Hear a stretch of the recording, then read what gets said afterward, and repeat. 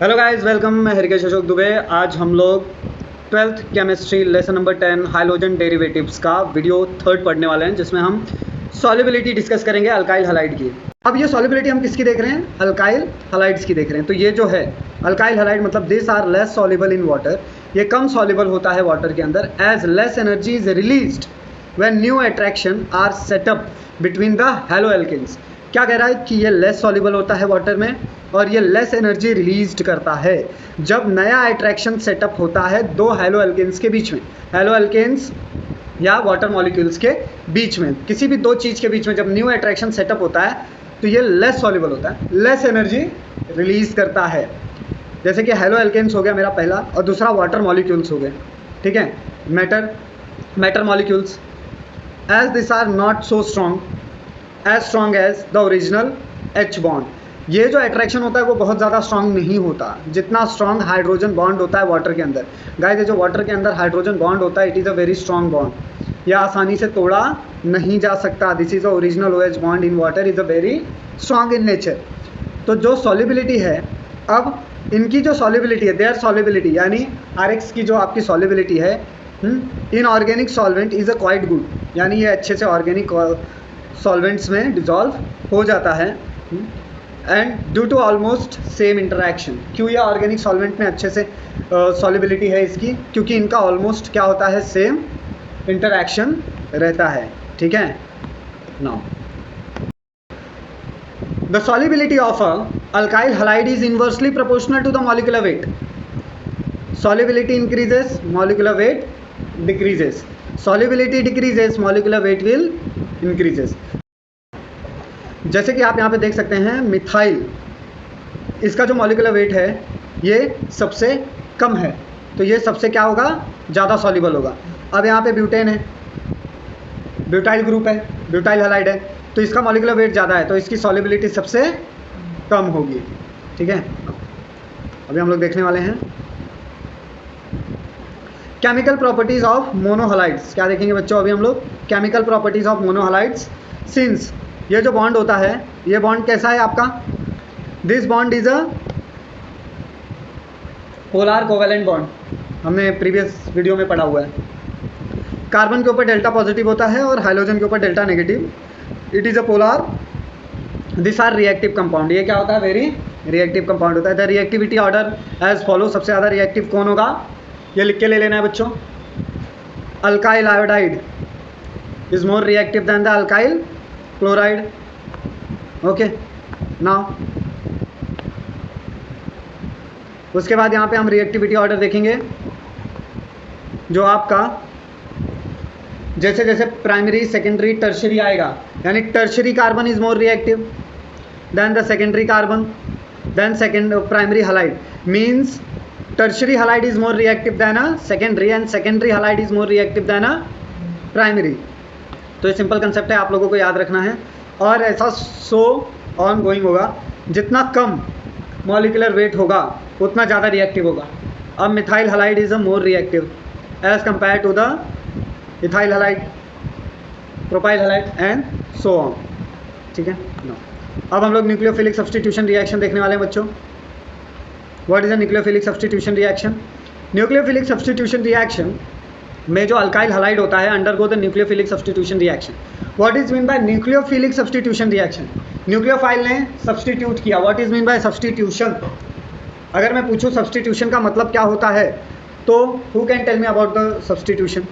देखिए क्या होता है सब्स्टिट्यूट, जैसे अगर आपने क्रिकेट देखा होगा, अगर कोई प्लेयर इंजर्ड हो जाता है तो उसकी जगह पे एक सब्स्टिट्यूट प्लेयर आता है ना, उसकी जगह कोई और खेलने के लिए आता है, तो इसे क्या कहते हैं? सब्स्टिट्यूशन। तो वैसे ही कुछ केमिस्ट्री में भी हो रहा है। यहाँ पे क्या हो रहा है, ये जो x है इसकी जगह पे ये z आने वाला है। x की जगह पे कौन आने वाला है? तो z का नेचर क्या है बच्चों? यहाँ पे z is a strong nucleophile as compare to the x। z ज़्यादा स्ट्रॉन्ग न्यूक्लियोफाइल है किसके कंपैरिजन में? x के कंपैरिजन में। तो क्या होगा कि ये जो न्यूक्लियोफाइल है ये इस R के ऊपर अटैक करेगा। अब ये बैक अटैक भी हो सकता है और फ्रंट अटैक भी हो सकता है, यानी आपको SN1 SN2 दोनों में से कोई भी मैकेनिज्म को ये फॉलो कर सकता है। हाँ, तो अभी हम आगे डिस्कस करेंगे which mechanism favourable for which alkyl halide. ठीक है। तो यहाँ पे क्या होगा, ये इस R के ऊपर अटैक करेगा और ये जो है निकल जाएगा, यानी इस X की जगह कौन आ गया, Z आ गया। तो मैं इस रिएक्शन को क्या बोलूँगा, ये है न्यूक्लियोफाइल। एक स्ट्रॉन्ग न्यूक्लियोफाइल ने X को निकाल के खुद के लिए जगह बना ली, तो वो क्या होगा, न्यूक्लियोफिलिक सब्स्टिट्यूशन रिएक्शन। उसे क्या कहेंगे, न्यूक्लियोफिलिक सब्स्टिट्यूशन रिएक्शन कहेंगे उसे। This reaction occur bye either SN1 और SN2 मैकेनिज्म। ये जो रिएक्शन होता है बच्चों, ये SN1 हो सकता है या SN2 हो सकता है। बच्चों आपको SN1 या SN2 मैकेनिज्म के बारे में पता है?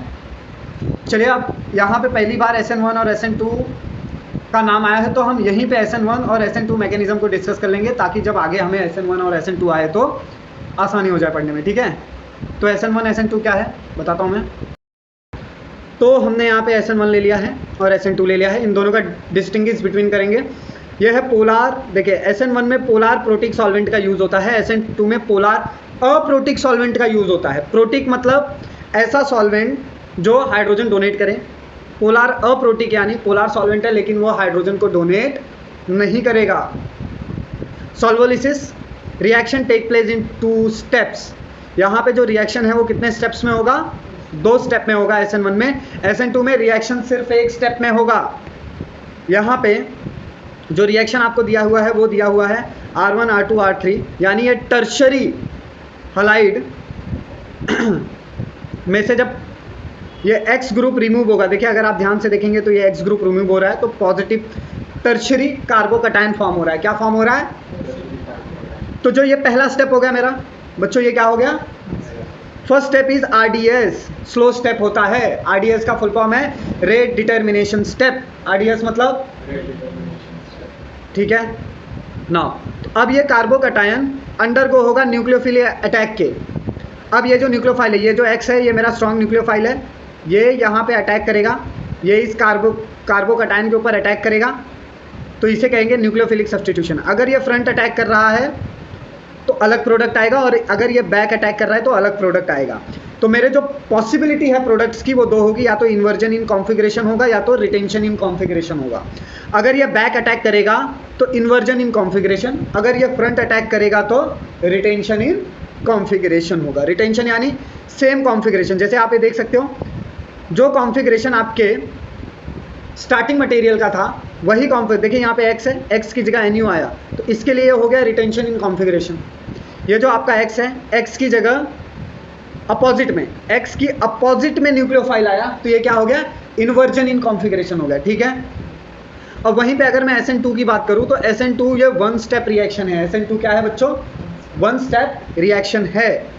प्रोडक्ट की बात करते हैं, SN1 में रिटेंशन और इन्वर्जन प्रोडक्ट में आपको देखने के लिए मिलेगा, लेकिन SN2 में सिर्फ और सिर्फ इन्वर्जन मिलेगा। क्यों, क्योंकि SN2 में सिर्फ फ्रंट अटैक ही पॉसिबल है। रिटेंशन और इन्वर्जन मिला SN1 में, यानी कि रेसिमिक मिक्सचर पॉसिबल हो सकता है। SN1 में क्या पॉसिबल हो सकता है, रेसिमिक मिक्सचर पॉसिबल हो सकता है। यहाँ पे सिर्फ एक ही प्रोडक्ट मिलेगा, only inversion, only. SN1 is a first order of reaction represented by this method. SN2 is a second order of reaction. Okay, order of reaction बच्चों इस बात के ऊपर डिपेंड करता है कि किसके कॉन्सेंट्रेशन से रिएक्शन का रेट डिपेंड करेगा। तो यहाँ पे जो रेट ऑफ रिएक्शन है वो सिर्फ अल्काइल हलाइड के ही कॉन्सेंट्रेशन के ऊपर डिपेंड है, यानी rate of reaction is depend upon the concentration of the alkyl halide. Second order of reaction में क्या होता है, ये nucleophile as well as alkyl halide दोनों के ही कॉन्सेंट्रेशन के ऊपर डिपेंड है। तो मैं क्या बोल सकता हूँ, तो इसको मैं बोलूँगा second order of reaction. Reactivity, यहाँ पे tertiary carbocation is more reactive than the primary and secondary is also more reactive than a primary, यानी टर्शरी सबसे ज़्यादा रिएक्टिव है, टर्शरी सेकेंडरी से भी रिएक्टिव है, सेकेंडरी प्राइमरी से रिएक्टिव है, प्राइमरी अल्काइल हलाइड से रिएक्टिव है। SN2 में रिवर्स हो जाता है, alkyl halide is more reactive than the primary alkyl halide, primary is more reactive than a secondary and secondary is more reactive than a tertiary. इसमें intermediate of carbocation बनता है। इसमें हमने देखा है कि 2 स्टेप रिएक्शन है, तो इसमें एक इंटरमीडिएट बनता है, इसका नाम है इंटरमीडिएट कार्बोकैटायन। इसे क्या कहते हैं, this is the intermediate carbocation. इसके नीचे लिख लेना है यहाँ पे आप लोगों को, इंटरमीडिएट। तो SN1 में आपको कार्बोकैटायन एज ए इंटरमीडिएट मिलता है। SN1 में क्या मिलता है, कार्बोकैटायन एज ए इंटरमीडिएट मिलता है, ठीक है। इसमें ट्रांजिशन स्टेट होता है, SN1 में इंटरमीडिएट होता है, SN2 में ट्रांजिशन स्टेट होता है। SN2 में क्या होता है? ट्रांजिशन स्टेट होता है। यहाँ पे स्ट्रेंथिंग यानी ताकत, जो कार्बन और न्यूक्लियोफाइल है उसका बॉन्ड स्ट्रांग होते जाता है और कार्बन और हलाइड का बॉन्ड वीक होते जाता है। तो यहाँ पे strengthening carbon nucleus bond and weakening of the carbon halide bond. अब क्या होता है कि कार्बोकैटायन, अगर सेकेंडरी कार्बोकैटायन है और रिएजेंट में पॉसिबल है कि टर्शरी कार्बोकैटायन बन सकता है, तो क्या होगा? रीअरेंजमेंट पॉसिबल है। Rearrangement is possible in SN1 reaction mechanism. SN1 reaction mechanism में क्या पॉसिबल है बच्चों? रीअरेंजमेंट पॉसिबल है। बस SN2 में नो रीअरेंजमेंट, एक ही प्रोडक्ट बनने वाला है तो रीअरेंजमेंट पॉसिबल नहीं है। सॉल्वेंट यूज इन सॉल्वोलिसिस, यानी इसमें ऑर्गेनिक सॉल्वेंट्स का यूज़ होता है सॉल्वोलिसिस के लिए। इसमें भी सॉल्वेंट्स का यूज़ होता है, लेकिन देखिए इसमें जो सॉल्वेंट होते हैं वो सॉल्वेंट कैसे होंगे? इसमें water as a solvent use हो सकता है हाइड्रोलिसिस के लिए, अमोनिया यूज़ हो सकता है अमोनोलिसिस के लिए, मिथेनॉल इथेनॉल यूज़ हो सकता है इथेनॉलिसिस के लिए, एसिटिक एसिड यूज़ हो सकता है एसिटोलिसिस के लिए। SN1 में क्यों? SN1 में पोलार प्रोटिक सॉल्वेंट यूज़ होता है। ये चारों ही मेरे पोलार प्रोटिक सॉल्वेंट है, तो आप लोगों को लिख के ले लेना है। इसमें सॉल्वेंट में पोलार अप्रोटिक सॉल्वेंट यूज़ होता है। DMS, DMSO, DMF, DMA etcetera, ये सब क्या है? पोलार अप्रोटिक सॉल्वेंट्स हैं। अब मैं आपको सॉल्वेंट के बारे में थोड़ा डिटेल इंफॉर्मेशन दे देता हूँ। गाइस यहाँ पे मैं आप लोगों को सॉल्वेंट्स के बारे में बताने वाला हूँ। देखिए मेरे पास जो सॉल्वेंट है वो दो प्रकार के होंगे, या तो मेरा सॉल्वेंट पोलार होगा या तो नॉन पोलार होगा। पोलार में भी दो प्रकार होते हैं, या तो वो पोलार प्रोटिक होगा या तो पोलार अप्रोटिक होगा। अब यहाँ पे मैंने कुछ एग्जांपल ले लिए हैं। प्रोटिक सॉल्वेंट कौन है? पोलार प्रोटिक सॉल्वेंट कौन है? Water, methanol, ethanol etcetera, ammonia etcetera. Aprotic कौन है? Acetone, DMF, okay, DMSO। And non polar कौन है? नॉन पोलार हैं आपके बेंजीन, साइक्लोहेक्सेन। आप लोग चाहिए तो वीडियो को पॉज करके ये सब राइट डाउन कर सकते हैं। ओके, ना अब हम लोग कुछ सम एग्जांपल्स डिस्कस करेंगे। जैसे देखिए मान लीजिए मेरा अल्काइल हैलाइड है, अभी मेरा कोई भी अल्काइल हैलाइड हो सकता है। Aqueous KOH, here my aqueous KOH is acting like an nucleophile. ये जो OH के ऊपर देखिए हम सबको पता है कि OH के पास दो लोन, ऑक्सीजन के पास दो लोन पेयर ऑफ इलेक्ट्रॉन्स होते हैं। ऑक्सीजन के पास क्या होता है बच्चों? दो लोन पेयर ऑफ इलेक्ट्रॉन। ये एज अ न्यूक्लियोफाइल यहाँ पे अटैक करेगा, ये इस कार्बन के ऊपर अटैक मारेगा और ये यहाँ से निकल जाएगा। ठीक है, ये यहाँ से निकल जाएगा। ये X जो है, अब मुझे क्या मिलेगा?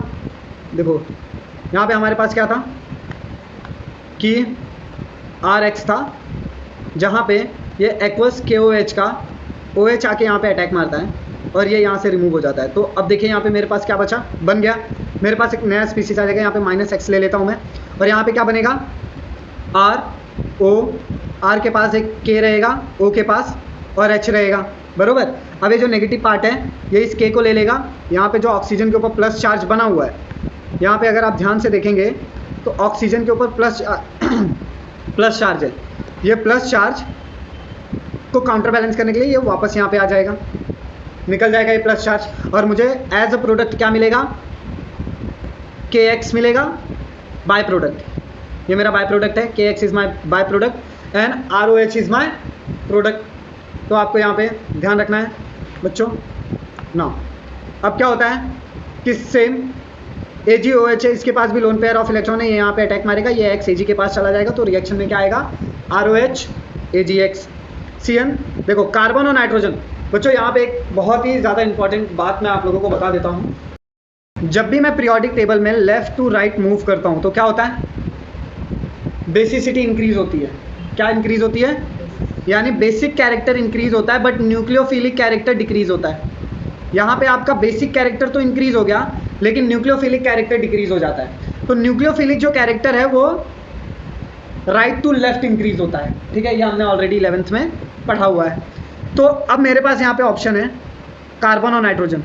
अब नाइट्रोजन के पास एक लोन पेयर है, इन दोनों में से अगर अटैक करना होगा तो कौन करेगा अटैक? कार्बन या नाइट्रोजन? कार्बन अटैक करेगा। Carbon is more nucleophilic than the nitrogen. तो अगर मेरे पास कार्बन और नाइट्रोजन एक ही मॉलिक्यूल्स के अंदर हैं तो चांसेस बहुत ज़्यादा हैं कि कार्बन ही न्यूक्लियोफिलिक अटैक करेगा। क्यों? क्योंकि left to right nucleophilic character increase होता है। तो कार्बन न्यूक्लियोफिलिक अटैक करेगा इस आर के ऊपर। अगर मेरे पास ऑप्शन है कार्बन और नाइट्रोजन का, तो nitrogen is a strong base but carbon is a strong nucleophile, तो हमेशा कार्बन ही न्यूक्लियोफिलिक अटैक करेगा। Got it? एंड एक्स जो है वो हमारा के साथ चला जाएगा। ये कहाँ पे हो रहा है? ALC मतलब क्या होता है बच्चों? Alcoholic medium. आपका ये जो KCN है ये अल्कोहलिक मीडियम में प्रिपेयर्ड है। ओके, अल्कोहलिक मीडियम में आपने क्या किया है, ये जो कार्बन है ये इस R के ऊपर अटैक मारेगा और ये X इस K के साथ चला जाएगा। आपका यहाँ पे RCN बन जाएगा और KX बन जाएगा। So this is example of a nucleophilic substitution reaction. ये तीनों एग्जाम्पल को आप राइट डाउन कर लें। Now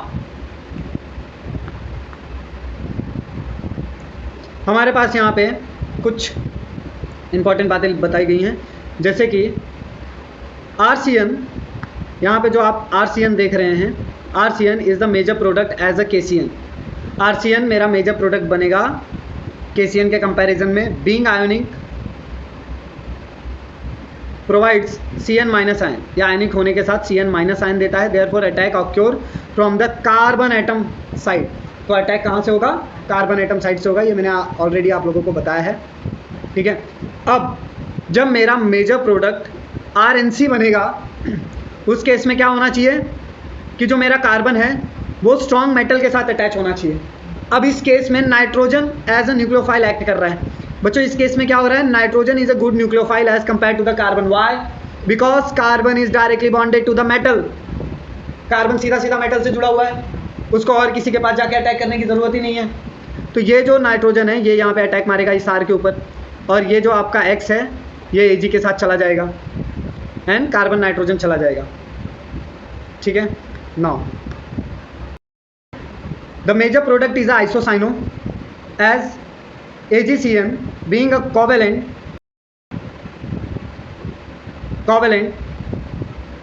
cannot furnishing CN ion. देखिए जो मेजर प्रोडक्ट है RCN, यहाँ पे जो AgCN है ये कोवेलेंट कैनॉट फर्निश नहीं करता है CN आयन्स को, यानी ख़त्म नहीं कर पाता। Therefore the attack occurs from the nitrogen atom. यहाँ पे अटैक क्यों होता है? नाइट्रोजन एटम से होता है। क्यों? क्योंकि जो कार्बन है वो Ag से कनेक्टेड होता है। यहाँ पे one lone pair of electron side to give the RNC R isocyanide, alkyl isocyanide देगा। यहाँ पे हमारे पास दूसरे भी एग्जांपल्स हैं बच्चों, इसको भी हम डिस्कस कर लेते हैं। ठीक है, यहाँ पे देखिए एक और एग्जांपल दिया हुआ है। जब मेरा RX AgNO2 सिल्वर नाइट्रेट के साथ रिएक्ट होगा तो क्या मिलेगा? नाइट्रो अल्केन और सिल्वर हलाइड मिलेगा। जब RX KNO2 के साथ रिएक्ट होगा तो अल्काइल नाइट्रेट मिलेगा और KX मिलेगा। RX Na3, तो R ये सोडियम अजाइड है, क्या कहते हैं बच्चों? Sodium azide. यहाँ पे अल्काइल अजाइड मिल जाएगा और सोडियम हलाइड मिल जाएगा। नाउ अब यहाँ पे जो आपका RX दिया हुआ है, आपका RX रिएक्ट होगा अल्काइल हलाइड NaSH से रिएक्ट होगा तो आपको यहाँ पे थायोल मिलेगा और सोडियम हलाइड मिलेगा। RX अगर आपका सिल्वर, जब भी हमारा अल्काइल हलाइड सिल्वर एसीटेट के साथ रिएक्ट करेगा क्या देगा? ईस्टर देगा। एंड ऐसे मेटल हलाइड देगा, यानी सिल्वर हलाइड देगा। जब हमारा अल्काइल हलाइड RONA से रिएक्ट करेगा तो ईथर मिलेगा और सोडियम हलाइड। अब यहाँ पे देखिए हमें विल्किंसन रिएक्शन देखने के लिए मिल रहा है बच्चों, विलियमसन। नेक्स्ट है the above reaction is called the Williamson synthesis. ये जो ऊपर का रिएक्शन है इसको विलियमसन सिंथेसिस कहते हैं। It is the best method to prepare all kind of the ethers. Williamson synthesis एक बहुत ही अच्छा मेथड है। किसी भी प्रकार के ईथर को बनाने के लिए हम किस प्रकार के मेथड का यूज़ करते हैं? Williamson synthesis. Williamson synthesis is use for making the ethers. ये लिख के रखना है, बहुत इंपॉर्टेंट बात है। यहाँ पे क्या बोला है? अगर आपका alkyl halide must be primary और सेकेंडरी हलाइड। अल्काइल हलाइड क्या होना चाहिए बच्चों? सेकेंडरी हलाइड्स होने चाहिए। यहाँ पे आपका एक हलाइड ले लिया है, यहाँ पे RSNA यानी अल्काइल सोडियम एंड सल्फर है मिथेनॉल और वाटर के प्रेजेंस में, तो थायो ईथर बनेगा एंड यहाँ पे आपका सोडियम हलाइड बनेगा। अगर आप यहाँ पे लेते हैं 2 moles of alkyl halide, sodium sulphate के साथ आप उसका रिएक्शन करते हैं, यानी सोडियम सल्फर के साथ डाई सोडियम सल्फर के साथ उसका रिएक्शन करते हैं, तो यहाँ पे आपको क्या मिलेगा RSR, ठीक है। जैसे यहाँ पे अगर ऑक्सीजन आ गया तो थायो, अगर ऑक्सीजन है तो ईथर, अगर सल्फर है तो थायो ईथर। फर्क समझ में आया? ईथर किसको कहते हैं हम? ROR को कहते हैं। ईथर किसको कहते हैं? और थायो ईथर किसको कहते हैं? RSR को। RSR इज अ थायो ether and ROR is a ether. तो S आया तो थायो लगाना है, ठीक है। ये 2 मोल्स ऑफ सोडियम हलाइड्स मिला। अब आपको यहाँ पे क्या मिला है? आपके पास है यहाँ पे अल्काइल हलाइड जिसका रिएक्शन आप करते हो बेंजीन अनहाइड्रस AlCl3 के साथ। किसके साथ रिएक्शन कराते हो आप इसका? बेंजीन एंड अनहाइड्रस AlCl3, ठीक है। ये होगा आपका alkyl halide react with the benzene in presence of the aluminium trichloride. ये आपको क्या मिला? C6H5R, और आपको यहाँ पे HX मिल गया। इसे फ्रीडल-क्राफ्ट रिएक्शन कहते हैं। इसे क्या कहते हैं बच्चों? Friedel-Crafts reaction. ये जो फ्रीडल-क्राफ्ट रिएक्शन है ये काफ़ी इंपॉर्टेंट है। यहाँ पे जो RX है, okay, this is known as the Friedel Craft reaction, इतना याद रखिए। नेक्स्ट है RX है आपका मॉइस्ट Ag2O के साथ रिएक्ट कराओगे तो क्या मिलेगा आपको? अल्कोहल मिलेगा। 2 मोल्स ऑफ अल्काइल हलाइड आप लेते हो Ag2O dry die silver oxide के साथ अगर आप रिएक्ट कराते हो तो आपको ईथर मिलता है और 2 मोल्स ऑफ AgX मिल जाता है। अल्काइल हलाइड आप लेते हो सोडियम, और यहाँ पे क्या है? अल्काइन है। सोडियम अल्काइन के साथ रिएक्ट कराते हो तो आपको क्या मिलता है? देखिए यहाँ पे अब तक हमने जो भी डिस्कस किया है उसका मैंने यहाँ पे एक शॉर्ट समरी बना लिया है सम इम्पॉर्टेंट रिएक्शन के नाम से। तो आप यहाँ पे देख सकते हैं कि मैंने यहाँ पे सारे अल्काइल्स ले लिए हैं। ये पेरेंट अल्केन्स होंगे, ये कुछ भी हो सकता है, कार्बन होगा बट, और उसके ऊपर डेल्टा पॉजिटिव चार्ज होगा, इतना आपको याद रखना है। ये नेगेटिव है, ये पूरे हाइलोजेंस हैं, ये कोई भी हाइलोजेंस होंगे। मेनली क्लोरीन ब्रोमीन ही हम ज़्यादा करके यूज़ करते हैं, तो उतना ही ध्यान में रखना है। और ये डेल्टा नेगेटिव होगा। अगर मैंने अल्काइल हलाइड का रिएक्शन कराया वाटर या KOH के साथ तो मुझे अल्कोहल ही मिलेगा। वाटर KOH के साथ तो मुझे अल्कोहल मिलेगा। अल्काइल हलाइड का अगर रिएक्शन कराया KSH के साथ तो थायो अल्केन्स मिलते हैं। अल्काइल हलाइड का अगर RONA के साथ रिएक्शन कराया तो ईथर बनेगा। अगर RX का रिएक्शन RSK के साथ कराया तो थायो ईथर बनता है। RX का रिएक्शन अगर अल्काइन सोडियम अल्काइन के साथ कराया तो अल्काइंस मिलेगा। अल्काइल हलाइड का अगर पोटेशियम साइनाइड के साथ रिएक्शन कराया तो साइनाइड ग्रुप मिलेगा। अगर AgCN के साथ कराया तो हमें मिलेगा आइसोसाइनाइड। तो आपको ध्यान रखना है साइनाइड और आइसोसाइनाइड दो अलग अलग प्रोडक्ट ऑब्टेन होते हैं। अगर पोटेशियम साइनाइड से रिएक्शन कराया तो साइनाइड मिलेगा, और अगर सिल्वर साइनाइड से रिएक्शन कराया तो आइसोसाइनाइड मिलेगा। इतना आपको बेसिक कंसेप्ट दिमाग में रखना है। अगर अल्काइल हलाइड का रिएक्शन सिल्वर एसीटेट के साथ कराया तो ईस्टर मिलेगा, और अगर उसी अल्काइल का रिएक्शन अमोनिया के साथ कराए तो अमाइन मिलेगा। ये हमने देखा था, ऑलरेडी डिस्कस किया हुआ है। प्राइमरी सेकेंडरी टर्शरी और क्वाटरनरी अमाइन तक मिल सकता है। नाउ अगर मैं इस प्रकार से कोई सब्सटीट्यूटेड ग्रुप का यूज़ करता हूँ, जैसे कि यहाँ पे देखिए अभी अगर मैंने बेंजाइल ब्रोमाइड का रिएक्शन कराया पोटेशियम साइनाइड के साथ तो मुझे क्या मिलेगा? तो हमें प्रोडक्ट मिलेगा 2-फिनाइल एसीटोनाइट्रिल।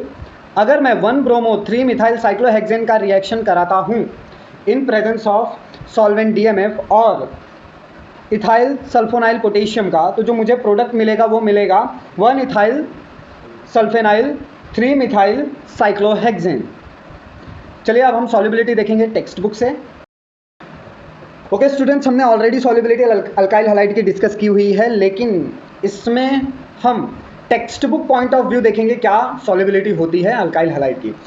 थ्रू अल्काइल हलाइड अ मॉडरेटली पोलार ये जो अल्काइल हलाइड है ये मॉडरेटली थोड़ा बहुत पोलर होता है। They are insoluble in water, कल भी हमने यही देखा था कि ये इनसॉल्युबल, पानी में डिजॉल्व नहीं होता, इमिसिबल इन वाटर होता है, इनसॉल्युबल इन वाटर होता है। It is due to the inability of the alkyl halide to form the hydrogen bond with water. ये क्या होता है कि अल्काइल हलाइड वाटर के साथ हाइड्रोजन बॉन्ड फॉर्म नहीं करता। इनएबिलिटी मतलब it is not able to form the hydrogen bond with water. तो कल हमने ये जाना था कि अल्काइल हलाइड वाटर में इनसॉल्युबल है, आज हम उसका रीजन जान रहे हैं। रीजन क्या है, मार्क कर लें। ये इनसॉल्युबल, ये इनेबल होता है। इनेबल यानी it not able to form hydrogen bond with water. कौन नहीं बना रहा है हाइड्रोजन बॉन्ड वाटर के साथ? अल्काइल हलाइड वाटर के साथ हाइड्रोजन बॉन्ड नहीं बनाता। Next, attraction between the alkyl halide molecule is greater than the attraction between the alkyl halide and water। अगर दो अल्काइल हलाइड्स हैं, दो अल्काइल हलाइड के बीच में बहुत ज़्यादा स्ट्रॉन्ग इंटरेक्शन, मॉलिकुलर इंटरेक्शन होगा as compare to the alkyl halide and water. Alkyl halide को बहुत तेजी से अपनी तरफ खींचेगा, उनका इंटरेक्शन स्ट्रॉन्ग होगा as compare to the alkyl halide और वाटर के बीच में। Alkyl halide are soluble in non polar organic solvent. Alkyl halide non polar organic solvent में सॉल्युबल होता है। हमने ऑलरेडी कल डिस्कस किया हुआ है क्या होता है non polar solvent. Okay, now next है alkyl halides are also insoluble in water. Alkyl halide insoluble होते हैं वाटर में बट सॉल्युबल होते हैं ऑर्गेनिक सॉल्वेंट में। ऑर्गेनिक सॉल्वेंट में ये क्या होते हैं? Aryl halides are insoluble in water but soluble in organic compound. जो एरोमेटिक हलाइड्स होंगे वो पानी में डिजॉल्व नहीं होते बट वो ऑर्गेनिक सॉल्वेंट्स में डिजॉल्व हो जाते हैं। अगर अराइल हलाइड है ये not modify by the presence of any other functional group, they show the property similar to the corresponding alkyl halide. ये जो अराइल हलाइड्स होते हैं अगर इनको किसी और फंक्शनल ग्रुप से मॉडिफाई नहीं किया गया, यानी कि अराइल हलाइड में और कोई फंक्शनल ग्रुप ऐड नहीं किया गया, तो इनकी जो प्रॉपर्टी है वो लगभग अल्काइल हलाइड जैसी ही होती है। इन आइसोमेरिक डाइहाइलोबेंजीन्स, अगर मेरे पास आइसोमेरिक फॉर्म है दो हाइड्रोजन वाले बेंजीन का, have nearly the same boiling point, यानी isomeric dihalobenzenes having the same boiling point, उनका लगभग सेम बॉइलिंग पॉइंट होगा। लेकिन जो मेल्टिंग पॉइंट है आइसोमर्स का, सो वेरिएशन। बॉइलिंग पॉइंट तो सेम है लेकिन मेल्टिंग पॉइंट में वेरिएशन देखने के लिए मिल सकता है। Melting point of a para isomer is quite higher compare to that of the ortho and meta isomers. देखिए, अगर मेरे पास कोई पैरा कंपाउंड है, पैरा आइसोमर है डाइहाइलोबेंजीन का, तो उसका जो मेल्टिंग पॉइंट है वो ज़्यादा होगा as compare to the ortho and meta. This is because of its symmetrical structure which can be easily pack closely in a crystal lattice. ऐसा क्यों होता है? क्योंकि इनके पास सिमेट्रिकल स्ट्रक्चर होता है और ये आसानी से क्लोजली पैक हो जाते हैं क्रिस्टल लटाइज में। गाइज, क्लोजली पैक, क्रिस्टल लटाइज, इन सब के बारे में हम तब डिस्कस करेंगे जब हम सॉलिड स्टेट पढ़ेंगे। Now as a result intermolecular force of attraction are stronger and therefore the greater energy is required to overcome its lattice energy. क्या होता है कि ये जो पैरा आइसोमर है इसके पास ज़्यादा इंटरमॉलिकुलर अट्रैक्शन होता है, जिसके कारण क्या होता है, ज़्यादा एनर्जी लगती है इसके लटाइस एनर्जी यानी बॉन्ड्स को ब्रेक करने के लिए। चलिए मैं आपको बता देता हूँ कि different ortho and para form of the isomers क्या हैं। नाउ स्टूडेंट्स, हमने यहाँ पे एग्जांपल लिया है 2 नाइट्रोफिनॉल का। आप देख सकते हैं 2 नाइट्रोफिनॉल के अंदर इंट्रामॉलिकुलर हाइड्रोजन बॉन्डिंग होता है। 2 नाइट्रोफिनॉल के अंदर क्या होगा? इंट्रामॉलिकुलर हाइड्रोजन बॉन्डिंग। इंट्रामॉलिकुलर हाइड्रोजन बॉन्डिंग मतलब एक ही मॉलिक्यूल के अंदर हाइड्रोजन बॉन्डिंग हो जाना। जैसे कि आप देख सकते हैं ये पूरा स्ट्रक्चर कहलाता है 2 नाइट्रोफिनॉल। देखो ये 2 है और ये फिनॉल, पूरा फिनॉल का ग्रुप है, तो 2 पे नाइट्रो है और ये नाइट्रोफिनॉल ग्रुप है। यहाँ पे डेल्टा नेगेटिव साइन होता है, यहाँ पे डेल्टा पॉजिटिव साइन होता है। तो ये जो डेल्टा नेगेटिव साइन है ये क्या करेगा? एक इंटरैक्शन रखेगा। इस ऑक्सीजन और इस हाइड्रोजन के बीच में एक इंटरैक्शन है जिसको हम हाइड्रोजन बॉन्डिंग बोलते हैं। अब हाइड्रोजन बॉन्डिंग के 2 टाइप्स होते हैं। हाइड्रोजन बॉन्डिंग के कितने टाइप्स होंगे? 2 टाइप्स होते हैं। एक है इंट्रामॉलिकुलर हाइड्रोजन बॉन्डिंग और एक है इंटरमॉलिकुलर हाइड्रोजन बॉन्डिंग। ये जो इंट्रामॉलिकुलर हाइड्रोजन बॉन्डिंग होता है ये विद इन द मॉलिक्यूल होता है और ये जो इंटरमॉलिकुलर हाइड्रोजन बॉन्डिंग होता है ये बिटवीन द मॉलिक्यूल्स होता है। ये देखिए, ये 2 मॉलिक्यूल्स के बीच में हो रहा है, बिटवीन द 2 मॉलिक्यूल्स अगर हाइड्रोजन बॉन्ड्स फॉर्म हो रहे हैं तो उसे कहते हैं इंटरमॉलिकुलर हाइड्रोजन बॉन्डिंग। ठीक है, तो हमने यहाँ पे ऑर्थो मेटा पैरा तीनों के एग्जाम्पल लिए हैं। 2 नाइट्रोफिनॉल यानी ऑर्थो नाइट्रोफिनॉल, ओके। 3 नाइट्रोफिनॉल मतलब मेटा नाइट्रोफिनॉल और 4 नाइट्रोफिनॉल मतलब पैरा नाइट्रोफिनॉल। तो यहाँ पे गौर करने की बात यह है कि 2 नाइट्रोफिनॉल में इंट्रामोलिकुलर हाइड्रोजन बॉन्डिंग होता है।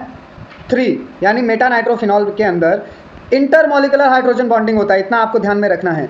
और 4 नाइट्रोफिनॉल के अंदर इंटरमोलिकुलर हाइड्रोजन बॉन्डिंग होता है। अब सबसे स्ट्रॉन्ग माना जाता है कि 4 नाइट्रोफिनॉल का ही हाइड्रोजन बॉन्डिंग होता है। अभी हमने पढ़ा कि इनके जो क्रिस्टल लटाइस होते हैं ये उसमें प्रॉपर जाके फिक्स हो जाते हैं। फिक्स होने के कारण क्या होता है, ज़्यादा एनर्जी लगती है इनको ब्रेक डाउन करने के लिए। गाइस कुछ भी डाउट हो आप कमेंट सेक्शन में मुझसे पूछ सकते हैं। चलिए नेक्स्ट देखते हैं क्या है। आप चाहे तो वीडियो को पॉज करके ये सारी इन्फॉर्मेशन को राइट डाउन कर सकते हैं। नाउ स्टूडेंट्स, हमने यहाँ पे एग्जांपल कंसीडर किया है 1,2 डाइक्लोरोबेंजीन का, 1,3 डाइक्लोरोबेंजीन का और 1,4 डाइक्लोरोबेंजीन का। 1,2 डाइक्लोरोबेंजीन यानी कि ऑर्थो डाइक्लोरोबेंजीन, 1,3 यानी मेटा डाइक्लोरोबेंजीन और 1,4 यानी पैरा डाइक्लोरोबेंजीन। इनका हम यहाँ पे बॉइलिंग पॉइंट और मेल्टिंग पॉइंट डिस्कस करेंगे। सबसे ज़्यादा बॉइलिंग पॉइंट अगर मैं देखूँ तो 1,2 डाइक्लोरोबेंजीन का है 453। उसके बाद होता है 446 जो कि कम है पैरा के कंपैरिजन में। ये पैरा से 2 यूनिट कम है ना, अगर आप देखेंगे तो ये अनएक्सेप्शनली 2 यूनिट कम होता है। तो सबसे पहले कौन है बॉइलिंग पॉइंट सबसे ज़्यादा किसका है, 1,2 डाइक्लोरोबेंजीन का। उसके बाद 1,4 डाइक्लोरोबेंजीन का और सबसे कम किसका है, 1,3 डाइक्लोरोबेंजीन का। यानी अगर मुझे शॉर्टकट में लिखना रहेगा तो मैं क्या लिखूंगा, the boiling point of ortho dichlorobenzene is greater than the para dichlorobenzene which is greater than the क्या बचा, मेटा डाइक्लोरोबेंजीन। ठीक है यार, मतलब बेंजीन होता है, आप लोग इसे राइट डाउन कर लें। अब हम बॉइलिंग पॉइंट मेल्टिंग पॉइंट की बात करते हैं। अभी हमने बॉइलिंग पॉइंट का शॉर्टकट भी देख लिया। बॉइलिंग पॉइंट देख लिया कि सबसे ज़्यादा ऑर्थो का है, फिर पैरा का है, फिर मेटा का है। ये आपको याद रखना है गाइज, ये आपको कॉम्पिटिटिव एग्जाम में बहुत यूजफुल होने वाला है। सबसे ज़्यादा बॉइलिंग पॉइंट है पैरा डाइक्लोरोबेंजीन का, उसके बाद है ऑर्थो डाइक्लोरोबेंजीन का और सबसे कम मेल्टिंग पॉइंट होता है मेटा डाइक्लोरोबेंजीन का। जो मेल्टिंग पॉइंट होता है वो पैरा डाइक्लोरोबेंजीन का ज़्यादा होता है और उसके बाद जो मेल्टिंग पॉइंट होता है ऑर्थो डाइक्लोरोबेंजीन का होता है और सबसे कम मेटा डाइक्लोरोबेंजीन का होता है। ओके ठीक है गाइस, नेक्स्ट हम देखते हैं। नेक्स्ट है यहाँ पे हमने एक प्रॉब्लम लिया हुआ है। Arrange the following compounds in order to increase the boiling point, bromoforms, chloromethanes, dibromomethanes and bromomethanes. हमारा क्वेश्चन है कि हमें इंक्रीजिंग ऑर्डर में लगाना है। इंक्रीजिंग ऑर्डर यानी छोटे से बड़ा। सबसे कम बॉइलिंग पॉइंट जिसका होगा वो पहले आएगा। इंक्रीजिंग ऑर्डर में हमें लगाना है ब्रोमोफॉर्म्स को, क्लोरोमीथेन्स को, डाइब्रोमोमीथेन्स को और ब्रोमोमीथेन्स को। चलिए फिर देखते हैं। जो कंपैरेटिव बॉइलिंग पॉइंट होता है हाइड्रोजन डेरिवेटिव्स का, वो किससे जुड़ा हुआ होता है, वेन डर वाल फोर्स ऑफ अट्रैक्शन से। ये डिपेंड करता है मॉलिक्यूलर साइज के ऊपर। जो प्रेजेंट केस में हम जितने भी कंपाउंड्स देख रहे हैं उनमें सिर्फ एक ही कार्बन है। तो अब जो पूरा कंसेप्ट है वो किसके ऊपर डिपेंड करेगा, मॉलिक्यूलर साइज यानी molecular mass of the hydrogen. ठीक है, यानी those the molecular size depend upon the size of the hydrogen and number of the hydrogen present. तो अब यहाँ पे देखिए, this is the increasing order of the boiling point. ये आपके बॉइलिंग पॉइंट का इंक्रीजिंग ऑर्डर है। अब हम यहाँ पे इनका नेम देख लेंगे। सबसे पहले क्या है, मिथाइल क्लोराइड, फिर है मिथाइल ब्रोमाइड, फिर है मिथाइल डाइब्रोमाइड, फिर है मिथाइल ट्राइब्रोमाइड। तो सबसे ज़्यादा जो बॉइलिंग पॉइंट है वो किसका है, मिथाइल ट्राइब्रोमाइड का। उसके बाद है मिथाइल डाइब्रोमाइड का, उसके बाद है मिथाइल ब्रोमाइड का और सबसे कम है मिथाइल क्लोराइड का। इनके नाम यहाँ पे दिए हुए हैं। अब तो हमने आपको सिंपल वे में बताने के लिए क्या किया है, यहाँ पे इसका स्ट्रक्चर ड्रॉ कर लिया है। ये है क्लोरोमीथेन। क्लोरोमीथेन का बॉइलिंग पॉइंट सबसे कम होता है। किससे कम होता है, ब्रोमोमीथेन से। ब्रोमोमीथेन का कम है, क्यों, क्योंकि यहाँ पे डाइब्रोमोमीथेन से 2 ब्रोमीन है। तो जैसे देखिए इसका मॉलिक्यूलर वेट है as compare to the bromine. अब यहाँ पे 2 ब्रोमीन है, इसके लिए बॉइलिंग पॉइंट बढ़ गया। अब यहाँ पे 3 ब्रोमीन है, इसके लिए बॉइलिंग पॉइंट बढ़ गया। तो हमने यहाँ पे स्ट्रक्चर विथ नेम दिया है। आप लोग चाहें तो वीडियो को पॉज करके ये इन्फॉर्मेशन राइट डाउन कर सकते हैं। This is a very important information. बच्चों अभी हम लोग 10.5 देखेंगे जो कि है optical isomers in a hydrogen derivatives. Can you recall what is the relationship between 2 compounds have the same molecular formula. क्या आप लोग मुझे बता सकते हो क्या रिलेशनशिप होता है अगर 2 कंपाउंड्स के पास सेम मॉलिक्यूलर फार्मूला है तो। What is mean by stereo isomers. Stereo isomers किसको कहते हैं, देखिए अगर एक कंपाउंड है, सेम मॉलिकुलर फार्मूला है बट डिफरेंट स्ट्रक्चरल फार्मूला है, तो उसे हम आइसोमर्स कहते हैं। स्टीरियो आइसोमर्स कौन है? Cis trans are the stereo isomers. अब अगर मैं इसका डिटेल आंसर देखूँ, सर्च करने को मुझे कुछ यहाँ पे मिला है, तो हमारा पहला सवाल है what is the relation between two compounds have the same molecular formula? The answer is compounds that have the same molecular formula but different chemical structure is called the isomers. अभी मैंने आपको बताया what is mean by stereo isomer. Stereo isomer का मतलब होता है इन stereo chemistry या stereo isomerism या स्पेक्ट्रल आइसोमेरिज्म, ये तीनों एक ही हैं। Is a form of the isomers, ये ऐसे आइसोमर्स होते हैं in which molecules have the same molecular formula, इन आइसोमर्स के पास सेम मॉलिकुलर फार्मूला होता है and sequence of bonding atom, और इनका जो सीक्वेंस होता है बॉन्डिंग एटम, एटम्स के बॉन्ड का, यानी कंस्टिट्यूएंट जो इनके पास बॉन्ड्स होते हैं वो क्या होते हैं? But differ in the 3 dimensional orientation, वो 3 डायमेंशनल ओरिएंटेशन में अलग होते हैं देयर इन अ स्पेस। इसका एग्जांपल क्या है? सिस ट्रांस इसका एग्जांपल होता है। Stereo isomers, cis trans are stereo isomers. आप इस चीज को इस तरीके से याद रख सकते हैं। Now back to the point. अभी हम लोग 10.5.1 देखेंगे, chiral atom and molecular chirality. Try this, ये ट्राई करने की कोशिश करनी है टीचर या किसी बड़े के प्रेजेंस में।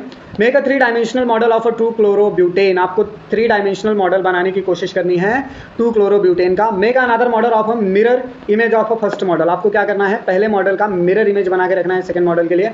Try a super imposable of 2 models on each other. अब आपको क्या करना है? उन 2 मॉडल्स को एक दूसरे के ऊपर ओवरले करके देखना है। सुपर इम्पोज मतलब एक दूसरे के ऊपर ओवरले करके देखना है।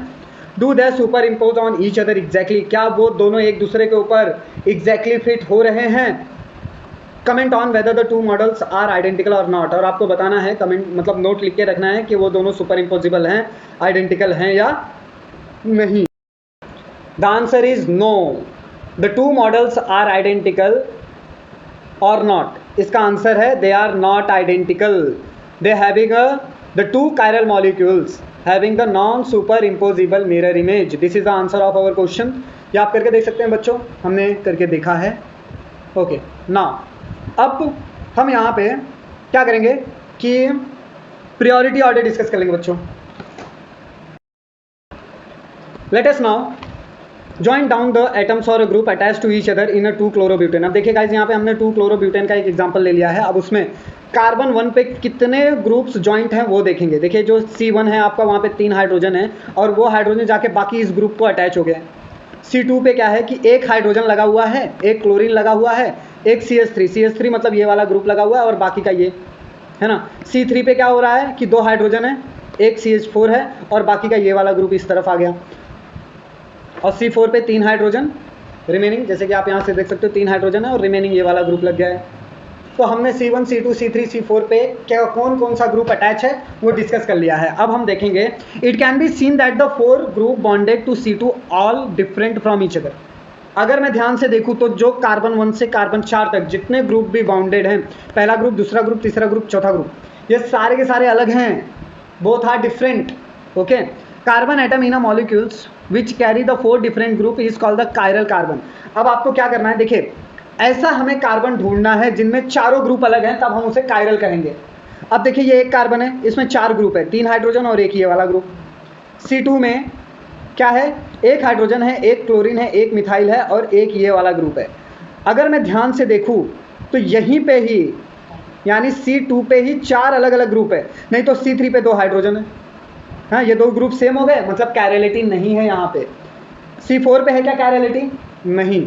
C1 पे कैरेलिटी नहीं है, C3 पे नहीं है, C4 पे नहीं है, तो कौन सा ग्रुप बचा? अब C2 group is a chiral carbon. हमारा C2 ग्रुप कौन सा कार्बन है? यानी ये वाला ग्रुप। मैं इसे हाईलाइट करता हूँ, this is our chiral carbon. क्यों? क्योंकि इसके पास 4 अलग अलग ग्रुप हैं। 4 अलग अलग ग्रुप कौन से हैं? पहला ग्रुप है इसके पास हाइड्रोजन का, एटम है, ग्रुप या एटम बोला है तो हमारा पहला एटम है उसके पास हाइड्रोजन का, दूसरा है क्लोरीन का, तीसरा है मिथाइल का, चौथा ग्रुप जो है उसके पास इथाइल का है। तो 4 अलग अलग ग्रुप से वो जुड़ा होने के कारण इसे क्या कहेंगे? Chiral carbon. तो हमारा कायरल कार्बन कौन है? C2। तो कायरल कार्बन को मेनली हम स्टार से रिप्रेजेंट करते हैं। Chiral carbon is represented by star. Now आगे बढ़ते हैं। दोस्त the C2 in 2 chlorobutane is a chiral carbon. अभी हमने ऊपर एग्जांपल में देखा तो हमें पता चला कि जो C2 है वो कायरल कार्बन है। Chiral atom in a molecule is mark as the asterisk. Star mark या एस्ट्रिक मार्क से इसे रिप्रेजेंट किया जाता है, तो हम इसे ऐसे लिखेंगे। जो भी हमारा कायरल कार्बन है उसे आपको एस्ट्रिक मार्क से रिप्रेजेंट करना है। When a molecules contain one chiral atom, it's acquire a unique property. अगर किसी मॉलिक्यूल्स के पास सिर्फ एक कायरल एटम है तो उसके पास एक यूनिक प्रॉपर्टी होगी। Such a molecule can not superimposable perfect on its mirror image. ऐसे molecules non super imposable mirror image देते हैं। It is called the chiral molecules. ऐसे मॉलिक्यूल्स को हम क्या कहते हैं? Chiral molecules. तो इंपॉर्टेंट क्या हो गया? द कायरल एटम या molecule is not super impossible perfectly on its mirror image, इसे कायरल मॉलिक्यूल्स कहेंगे। A chiral molecules its mirror image are not identical. Chiral molecules और उनके मिरर इमेज कभी भी आइडेंटिकल नहीं होते, ये आपको याद रखना है। देखिए मैंने यहाँ पे एक एग्जांपल ले लिया है। ये मेरा क्या है? 2-क्लोरोब्यूटेन। 2-क्लोरोब्यूटेन है। ये 2-क्लोरोब्यूटेन का मिरर इमेज है। This is my object and this is my objects mirror image. ये दोनों एक जैसे हैं क्या? नहीं है। देखिए ये जो मिरर इमेज में क्लोरीन यहाँ पे आ गया, मीथेन यहाँ पे आ गया, इथाइल यहाँ पे आ गया, हाइड्रोजन यहाँ पे आ गया। आप बोलेंगे सर सब कुछ तो सेम है, बस ओरिएंटेशन इन अ स्पेस अलग अलग है। क्या अलग अलग है? अगर मैं आपस में इनको इम्पोजिबल यानी ओवरले करने की कोशिश करूंगा तो मैं देख सकता हूं कि they are not overlay properly. क्यों? वाई? देखिए ये जो क्लोरीन है ये इस तरफ है, ये आपके कौन से हैंड की तरफ है? राइट हैंड साइड आ गया, लेकिन ये वाला क्लोरीन आपके लेफ्ट हैंड साइड में आ गया। तो this chlorine does not overlay with this chlorine. ये वाला हाइड्रोजन आपके इस वाले हाइड्रोजन से ओवरले नहीं कर रहा है। तो जब दो कंपाउंड मेरे ओवरले नहीं कर रहे हैं तो मैं क्या बोलूंगा? They are not super imposable mirror image. Object and image mirror image are not super impossible. और मैं क्या बोल सकता हूं? Object and mirror image are not super impossible. Clear है? यह है non super imposable mirror image. In short मैंने आपको पहले यही बताया था। A chiral molecule and it's mirror image both have the same structure formula and of course the same molecular formula. जो कायरल मॉलिक्यूल्स होते हैं उनका मिरर इमेज सेम स्ट्रक्चर और फार्मूला दिखाता है और सेम मॉलिक्यूलर फार्मूला दिखाता है। लेकिन जो स्पेक्ट्रियल अरेंजमेंट यानी ओरिएंटेशन इन अ स्पेस, आप लोग चाहिए तो राइट डाउन कर सकते हैं। जो स्पेक्ट्रियल अरेंजमेंट होता है 4 डिफरेंट ग्रुप्स का around the chiral atom are different. उनका जो ओरिएंटेशन इन अ स्पेस होता है वो क्या होता है? डिफरेंट होता है। इन अदर वर्ड्स मैं क्या बोल सकता हूँ? Chiral molecules and it's mirror image are stereo isomers of each other. हम क्या बोल सकते हैं कि जो कायरल मॉलिक्यूल्स हैं उनका मिरर इमेज है वो क्या है? स्टीरियो आइसोमर्स हैं एक दूसरे के। आपने स्टैंडर्ड 11th में पढ़ा होगा, चैप्टर नंबर 14 में टेक्स्ट बुक में क्या होता है। बेस्ट वहाँ से आप एक बार ज़रूर रेफ़र करें। रेफ़र करना है 11th स्टैंडर्ड की केमिस्ट्री चैप्टर नंबर 14, बहुत बेनिफिशियल होगा। जो रिलेशनशिप आपको दिया है कायरल मॉलिक्यूल्स और उसके मिरर इमेज में similar to the relationship between left and right hands. जो रिलेशनशिप होता है आपके लेफ्ट और राइट हैंड में वही रिलेशनशिप होता है ऑब्जेक्ट और मिरर इमेज में। इसे क्या बोलते हैं? Therefore it is called handedness और कैरलिटी। ये ग्रीक का वर्ड है, इसका मीन्स होता है कायरल मीन्स हैंड। ठीक है, ये ग्रीक में ओरिजिन हुआ है। इसका मतलब होता है हाथ। कायरल का मतलब होता है हाथ। बच्चों याद रखो। The stereo isomer in which the isomers have the different spatial arrangement और अ ग्रुप और atom around the chiral atom is called the optical isomer. ये जो स्टीरियो आइसोमर्स होता है उनमें जो आइसोमर्स होते हैं 4 अलग अलग स्पेक्ट्रियल अरेंजमेंट में होते हैं, यानी 4 डिफरेंट एटम्स स्पेस में 4 डिफरेंट डायरेक्शंस में होते हैं। इस चीज़ को क्या बोलते हैं? Optical isomer. The chiral atom is called optical isomers. Optical isomer differ from each other in terms of the measurable properties called optical activity. ये जो ऑप्टिकल आइसोमर होते हैं इनका जो प्रॉपर्टीज़ होती है ये अलग अलग होती है। इस प्रॉपर्टी के मेजरमेंट को, प्रॉपर्टी को जो मैं मेजर कर रहा हूँ, इस ऑप्टिकल प्रॉपर्टी को अगर मैं मेजर कर रहा हूँ किसी स्टीरियो आइसोमर के, तो उसे क्या कहेंगे?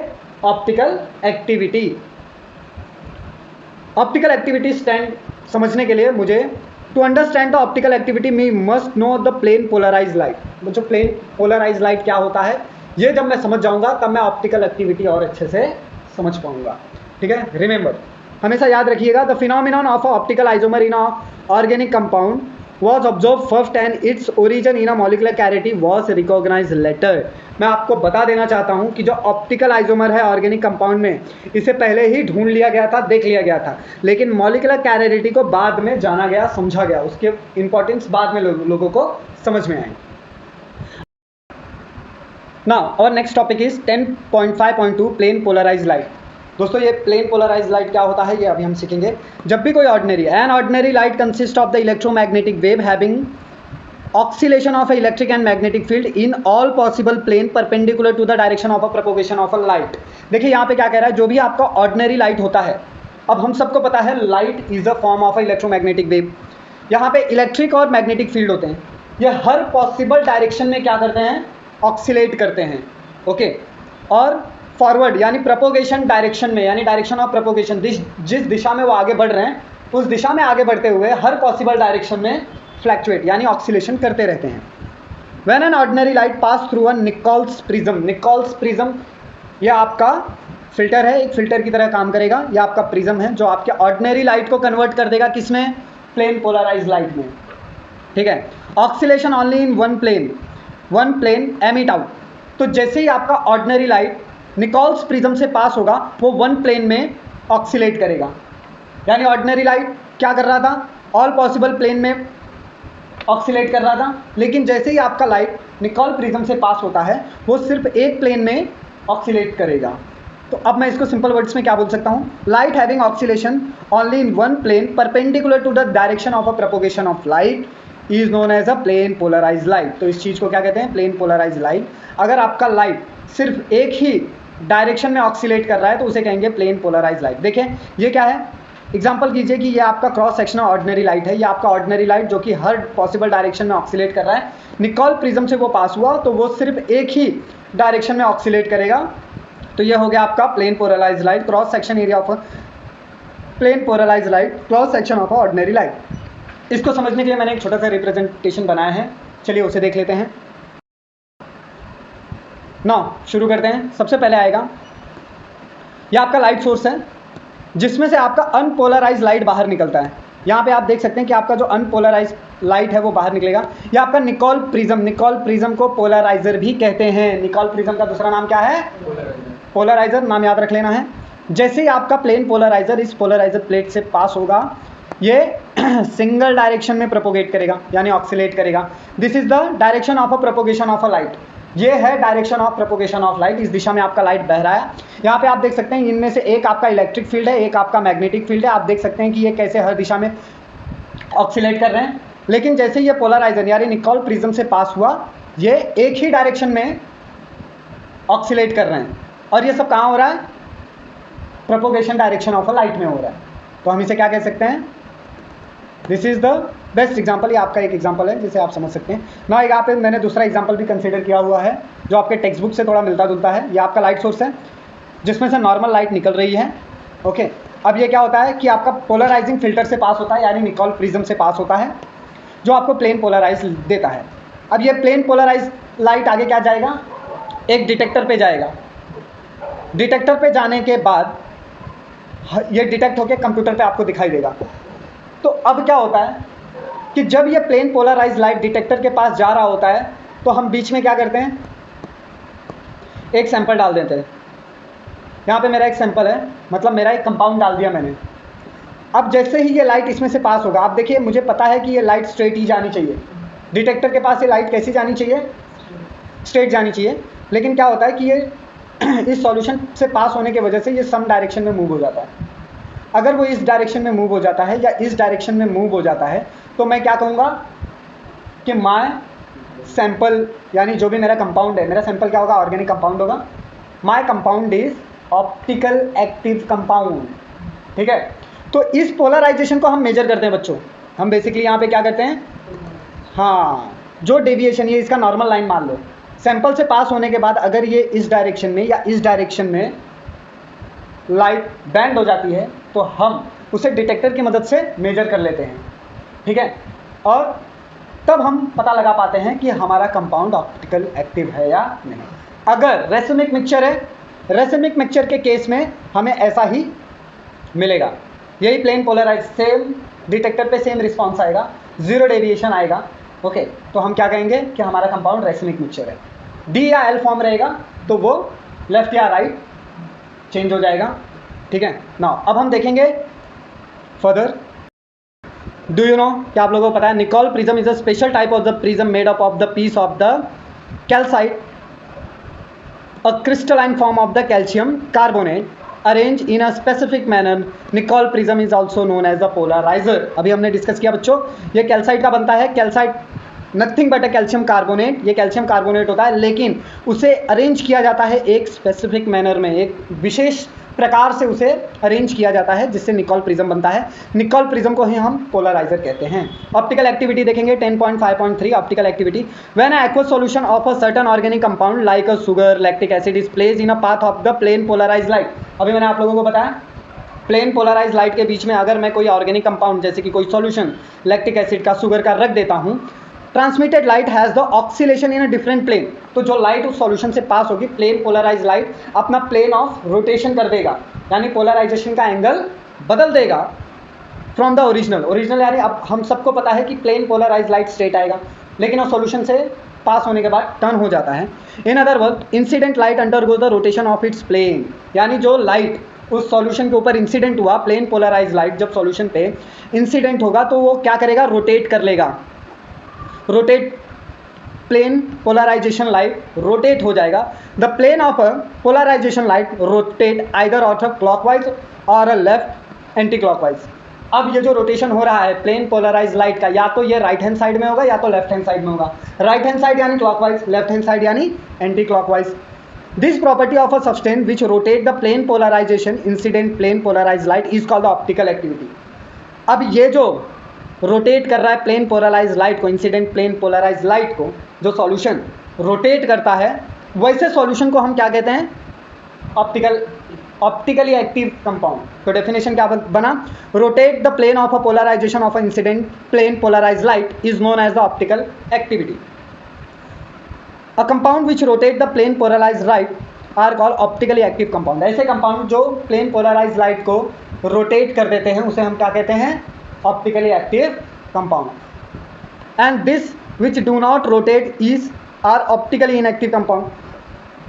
और ऐसे कंपाउंड जो उसे रोटेट नहीं, प्लेन पोलराइज लाइट को रोटेट नहीं कर पाते, उसे हम क्या कहते हैं, optically inactive compound. Optically activity of a substance is express numerically in terms of the optical rotation. ये जो ऑप्टिकल एक्टिविटी है सब्सटेंस का, इसे न्यूमेरिकली कैसे पढ़ाया जाता है, मतलब बताया जाएगा ऑप्टिकल रोटेशन की मदद से. The angle through which the substance rotate the plane polarise light passing through is called the optical rotation. जिस एंगल से आपका प्लेन पोलराइज लाइट रोटेट होगा, जितने एंगल से, उसे हम क्या कहेंगे, ऑप्टिकल रोटेशन. रोटेशन होगा, सम एंगल से रोटेट हो जाएगा लाइट, उसे कहेंगे optical rotation. In accordance with the direction of the optical rotation and optically active substance is either dextro rotatory और लवर रोटेटरी. अब इसके हिसाब से यानी ऑप्टिकल रोटेशन के हिसाब से जो मेरा ऑप्टिकल रोटेशन है वो या तो आइदर डेक्स्ट्रो होगा यानी या तो लेवो रोटेटरी होगा. इट्स अ डेक्स्ट्रो रोटेटरी और अ लेवो रोटेटरी. यहाँ पे डेक्स्ट्रो रोटेटरी का मतलब होता है a compound which rotate the plane polarise light toward the right. जो कंपाउंड राइट हैंड साइड में लाइट को रोटेट करेगा उसे क्या कहेंगे, डेक्स्ट्रो रोटेटरी. इसको डेजिग्नेट, इसको सिंबल डी से डिनोट किया जाता है या दिखाया जाता है, दर्शाया जाता है. A compound which rotate the plane polarise light toward the left hand side.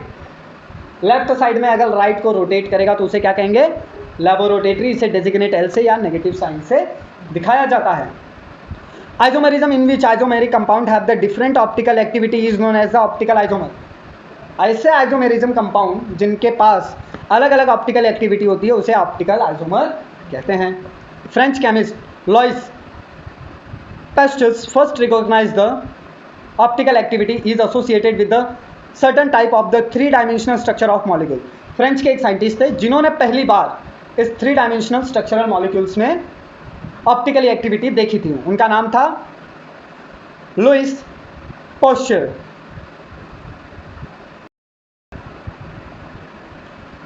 Pastures introduce a term of the enantiomers. इन्होंने पहली बार एनाइंशोमर टर्म को इंट्रोड्यूस किया था ऑप्टिकल आइसोमर्स के बारे में. Equal and opposite optical rotation. Enantiomers के पास क्या होता है, इक्वल और अपोजिट रोटेशंस. चलिए आगे बढ़ते हैं. फिगर आपका यहाँ पे 10.2 फिगर इंडिकेट करेगा कुछ डे टू डे लाइफ में, जिनमें आपको देख के बताना है कि कौन सा ऑप्टिकली एक्टिव है और कौन सा नहीं है, कौन सा सुपर इम्पोजिबल है और कौन सा सुपर इम्पोजिबल नहीं है, ये आपको बताना है. चलिए ध्यान से देखते हैं. तो अगर मेरे पास दो हाथ हैं तो ये non super imposable mirror image होंगे. अगर मेरे पास दो चप्पल हैं चप्पल भी non super imposable mirror image देगा। लेकिन अगर मेरे पास कुर्सी और गिलास हैं तो वो सुपर इम्पोजिबल मिरर इमेज देंगे, क्योंकि ये इमेज एक दूसरे के ऊपर ओवरले हो जाते हैं। मैं एक के ऊपर कितनी भी कुर्सियाँ लगा के रख सकता हूँ, मैं एक के ऊपर कितने भी ग्लास लगा के रख सकता हूँ, क्यों? उनका सुपर इम्पोजिबल मिरर इमेज होता है। लेकिन एक के ऊपर दूसरा हाथ में प्रॉपर ओवरले नहीं कर सकता, या अपोजिट नहीं आएंगे हमेशा। आपका हमेशा एक थंब लेफ्ट और एक थंब राइट हैंड साइड में ही आएगा। तो ऐसे डायग्राम्स को जो ओवरले नहीं होते उन्हें non super imposable mirror image कहते हैं। जो एक दूसरे के ऊपर ओवरले हो जाते हैं उसे क्या कहते हैं? उसे कहते हैं सुपर इम्पोजिबल मिरर इमेज।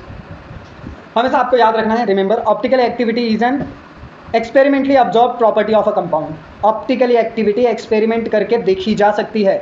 इसके लिए एक इंस्ट्रूमेंट आता है जिसे हम क्या कहते हैं? पोलैरीमीटर कहते हैं। पोलैरीमीटर को भी हम डिस्कस करेंगे डिटेल में।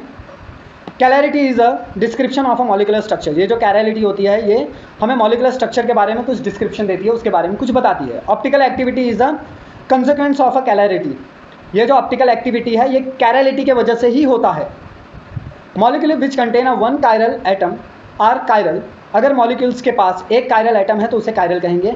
That is they are non super imposable on their mirror image.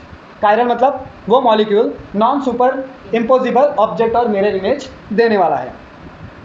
The two non super imposable mirror image structure are called the pairs of enantiomers. ऐसे दो मॉलिक्यूल्स जो non super imposable mirror image दे रहे हैं उसे हम क्या कहेंगे? पेयर्स ऑफ एनाइंशोमर्स कहेंगे। उसे क्या कहेंगे? Enantiomers have equal and opposite optical rotation. ये जो एनाइंशोमर्स होता है इसके पास इक्वल और अपोजिट ऑप्टिकल रोटेशंस होते हैं। This enantiomers are kind of the optical isomer. ऐसे एनाइंशोमर्स को हम क्या कहते हैं? ऑप्टिकल आइसोमर्स कहते हैं। अब बच्चों हम लोग यहाँ पे एनाइंशोमर्स के बारे में पढ़ेंगे। ऑलरेडी हमने 11th में थोड़ा बहुत डिस्कस किया हुआ है, देख लेंगे ना। The optical isomer which are non super imposable mirror image of each other are called the enantiomer. ऐसे ऑप्टिकल आइसोमर्स जो non super imposable mirror image देते हैं उसे क्या कहते हैं? हम एनाइंशोमर्स कहते हैं। एनाइंशोमर्स को और हम क्या बोल सकते हैं? एनांटियोमॉर्फस या ऑप्टिकली एंटीपॉड्स भी बोल सकते हैं। एग्जांपल ले लो 2-क्लोरोब्यूटेन, ये एग्जिस्ट करता है पेयर ऑफ एनाइंशोमर्स में, जो कि हमने 10.1 में ऑलरेडी देखा हुआ है ना। अब हम यहाँ पे डिस्कस करेंगे enantiomers have identical physical properties such as melting point, boiling point, density, reflective index. Enantiomers के पास सेम फिजिकल प्रॉपर्टी होती है, यानी melting point, boiling point, density, reflective index इनका सेम होता है। अगर मेरे पास दो एनाइंशोमर्स हैं, डी और एल फॉर्म है, मैं मेल्टिंग पॉइंट से कभी नहीं पता लगा सकता कि कौन सा डी है कौन सा एल है। मैं density, boiling point, reflective index देख के कभी नहीं बता सकता कि which isomer is a D form and which isomer is a L form. तो उसके लिए क्या होता है? Except the sign of the optical rotation. Enantiomer को पता लगाने के लिए हमारे पास सिर्फ एक ही साइन है, साइन यानी इंडिकेशन है कि उनका ऑप्टिकल रोटेशन चेक किया जाए। अगर मैं उनका ऑप्टिकल रोटेशन चेक करता हूं तो मैं बता सकता हूं कि ये मेरा कौन सा एनाइंशोमर है, डी एनाइंशोमर है या एल एनाइंशोमर है। ठीक है। The magnitude of the optical rotation is equal but sign of optical rotation is opposite. यानी एनाइंशोमर जो होते हैं उनका जो ऑप्टिकल रोटेशन होता है वो सेम मैग्नीट्यूड का होता है लेकिन अपोजिट डायरेक्शन का होता है। डी का मैग्नीट्यूड सेम रहेगा, पॉजिटिव साइन रहेगा। एल का मैग्नीट्यूड तो सेम रहेगा लेकिन डायरेक्शन अपोजिट रहेगा, वो नेगेटिव साइन में दिखाएगा हमें। कहाँ पे? पोलैरीमीटर में। जो उसकी रीडिंग आएगी वो नेगेटिव में आएगी। नेगेटिव रीडिंग आई मतलब वो एल फॉर्म है, एनाइंशोमर का एल फॉर्म है। और अगर पॉजिटिव रीडिंग आई मतलब वो एनाइंशोमर का डी फॉर्म है, पॉजिटिव फॉर्म है। An equimolecular mixture of the enantiomer, dextro and levorotatory is called the racemic modification और racemic mixture।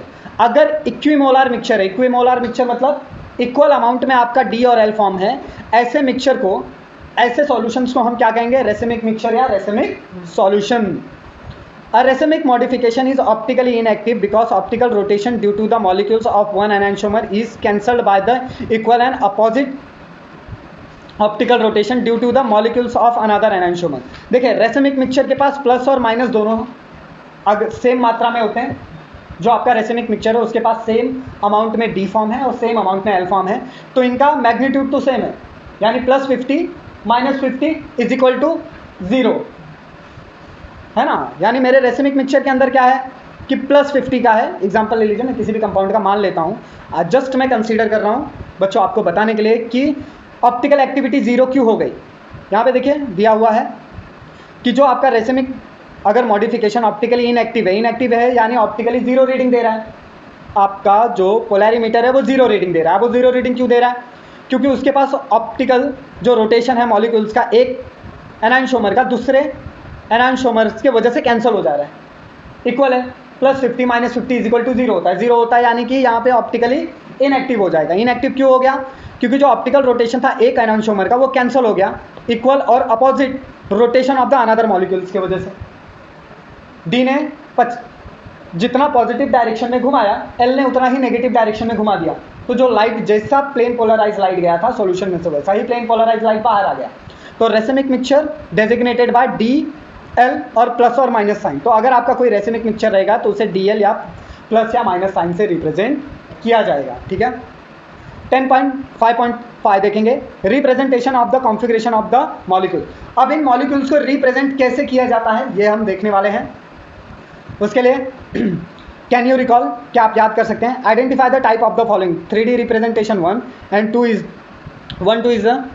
3D आपका रिप्रेजेंटेशन 1 है और 2 जो मॉलिक्यूल स्टेट में है। State the significance line drawn. अब ये जो लाइन्स ड्रॉ हैं वो आपको बताना है। देखिए ये क्या है, डैश में है, ये वेज में है, this is below the plane, this is above the plane, this is on the plane. ठीक है। एक ये आपके मॉलिक्यूल सेकेंड फॉर्म में, मॉलिकुलर फॉर्म में दिया हुआ है। ये आपको याद करना है गाइस। कैन यू रिकॉल बोला है, मतलब ये आपने 11th में ऑलरेडी में पढ़ा हुआ है। 11th केमिस्ट्री में आपने ऑलरेडी पढ़ा हुआ है। ठीक है। तो 11th में भी हमने फीचर प्रोजेक्शन पढ़ा था, अब हम 12th में भी पढ़ रहे हैं। तो जिनका 11th में फीचर प्रोजेक्शन अच्छे से हुआ है उनको 12th में ये समझने में काफ़ी आसानी हो जाएगा। Fischer projection formula, cross section formula, cross formula भी बोलते हैं।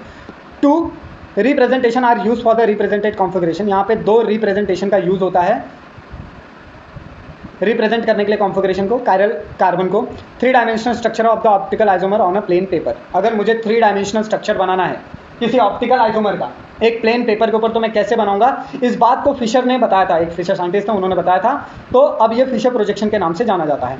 एक वेस्ट फार्मूला होता है, ए इज़ द वेस्ट formula, B is the Fischer projection. चलिए देखते हैं।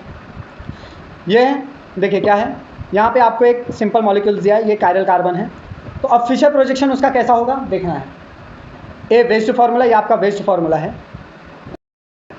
देयर आर ए वेस्ट formula and B Fischer projection formula, also called the cross formula, जो कि हमने 11 chemistry text book lesson number 14 में 14.2.3 में पढ़ा हुआ था। देखिए ये मेरा मॉलिक्यूल है जो सिंपल फॉर्मेट में दिया हुआ है, 2 डायमेंशनल में दिया हुआ है। इसका ये कायरल कार्बन है। अगर मैं उसका डैश वेज या फिशर प्रोजेक्शन में रिप्रेजेंट करता हूँ तो वो कैसे होगा? ये जो लाइन है ये हमेशा अबव द प्लेन होगा। यहाँ पे याद रखने की बात क्या है कि अगर आपका मॉलिक्यूल्स इस क्रॉस सेक्शन एरिया में दिया हुआ है, मतलब ऐसे क्रॉस फॉर्मेट में दिया हुआ है, तो ये जो लाइन होती है ये हमेशा अबव द प्लेन होगा। और ये जो ऊपर के मॉलिक्यूल्स होते हैं they are always below the plane. ठीक है। तो यहाँ पे यही बात ध्यान में रखनी है कि अगर ऐसा कोई मॉलिक्यूल है तो उसमें ये जो एरिया होता है ये हमेशा, ये साइड यहाँ पे और यहाँ पे जो भी मॉलिक्यूल्स होगा वो हमेशा अबव द प्लेन होगा। दिखल का बॉन्ड्स अबव द प्लेन, यहाँ पे जो बॉन्ड आएगा वो कहाँ आएगा? अबव द प्लेन आएगा। और यहाँ पे जो 2 मॉलिक्यूल्स होंगे उनके जो बॉन्ड्स होंगे, the bonds below the plane, हमेशा ये बॉन्ड्स बिलो द प्लेन होगा। ये क्या है? Convention of the vertical and horizontal line. ये हमने वर्टिकल और हॉरिजॉन्टल लाइन का क्या किया है? कन्वेंशन किया है। जो आपके वर्टिकल लाइन्स हैं ये हमेशा बिलो द प्लेन होंगे, आपके जो 2 हॉरिजॉन्टल लाइन्स हैं वो हमेशा क्या होंगे? अबव द प्लेन होंगे। यही हम इस 12th के फिशर प्रोजेक्शन में पढ़ने वाले हैं, ये हमने पढ़ा हुआ है। आप 11th का रेफर करने के बाद इसे देखेंगे तो और आसानी से समझ में आएगा। नाउ यहाँ पे बी वेज फॉर्मूला दिया है। When a tetrahedral carbon is imagine to be present in a plane of a paper, all the 4 bonds at this carbon can not lie in the same plane. अगर आपके पास tetrahedral carbon है, tetrahedral ये structure का नाम होता है बच्चों। ये देखिए ये जो मेरा स्ट्रक्चर है ये टेट्राहाइड्रल स्ट्रक्चर है। अगर आपके पास कोई कार्बन है, इमेजिन कीजिए कि वो जो कार्बन है आपका टेट्राहाइड्रल फॉर्म में है। कैसे है? टेट्राहाइड्रल फॉर्म में दिया हुआ है और आप उसको एक प्लेन ऑफ पेपर पे रिप्रेजेंट करना चाहते हो। उसके पास 4 बॉन्ड्स हैं, हाँ, और वो चारों बॉन्ड कैसे हैं? वो सेम डायरेक्शन या सेम प्लेन में लाई नहीं करते। चारों बॉन्ड अलग अलग डायरेक्शन और अलग अलग प्लेन्स में हैं। The bonds in the plane of paper is represented by the normal line. तो जो बॉन्ड प्लेन ऑफ पेपर में रहेंगे उसे नॉर्मल लाइन से रिप्रेजेंट किया जाएगा। तो ये दोनों बॉन्ड, जैसे ये कार्बन ब्रोमीन और कार्बन क्लोरीन का जो बॉन्ड है ये सेम प्लेन में है, तो इनको प्लेन लाइन से रिप्रेजेंट किया गया है। नाउ अब क्या होता है? The bond projection above the plane of the paper is represented by a solid वेस्ट। अब जो बॉन्ड अबव द प्लेन आ रहा है उसे सॉलिड वेस्ट कहेंगे। Okay. And simply by bold line, इसे बोल्ड लाइन से रिप्रेजेंट करते हैं. While the point going below the plane of the paper represented by the broken wedge, इसे डैश वेज से रिप्रेजेंट करेंगे. Okay, simple by broken line से represent करेंगे, below the plane वो रहेगा. नाउ ट्राई दिस, ये करके देखना है. Draw structure of the enantiomer of a lactic acid, lactic acid के एनांशोमर्स बनाने हैं फिशर प्रोजेक्शन फार्मूला की मदद से. ड्रॉ करना है enantiomers of a two bromobutane using the wedge formula.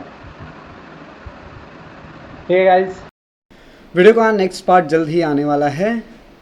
Thank you for watching guys. अच्छा लगा हो लाइक शेयर सब्सक्राइब करें. जय हिंद, जय भारत.